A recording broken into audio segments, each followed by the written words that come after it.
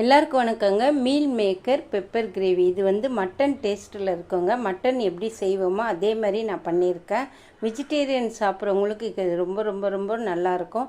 Ultimate டேஸ்ட்டுங்க. வாங்க எப்படி செய்யலான்னு பார்க்கலாம்.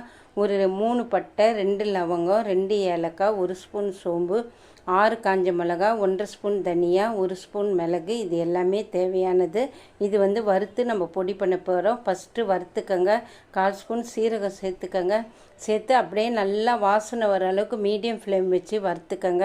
கொஞ்சம் தனியா வாசனை வரணும், அந்த அளவுக்கு வறுத்துக்கங்க. அப்போ தான் அந்த மசாலா டேஸ்ட்டு ரொம்ப சூப்பராக இருக்குங்க.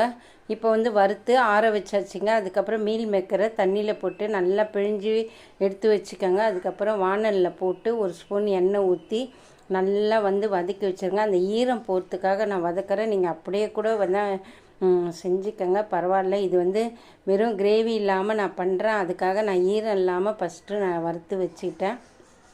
அதுக்கப்புறம் ஒரு குழம்பு கரண்டி வந்து எண்ணெய் ஊற்றிக்கிட்டேன். நல்லா 2 பெரிய சைஸ் வெங்காயம், இல்லைன்னா மீடியமாக இருந்தால் 3ங்க பொடியாக கட் பண்ணி அதை அதில் சேர்த்துட்டேங்க. அது அப்படியே நல்லா கலர் மாறுற அளவுக்கு வதக்கிடுங்க.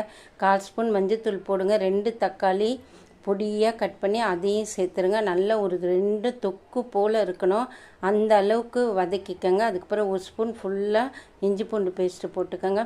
1 ஸ்பூன் வந்து கல் உப்பு சேர்த்துக்கோங்க. பத்தலைன்னா உப்பு வந்து வாயில் ஊற்றி பார்த்துட்டு சேர்த்துக்கோங்க. இப்போ வந்து தக்காளி வெங்காயம் நல்லா தொக்கு போல் வதங்கிச்சு. மீல் மேக்கரை போட்டு அதையும் நல்லா வதக்கிட்டேங்க.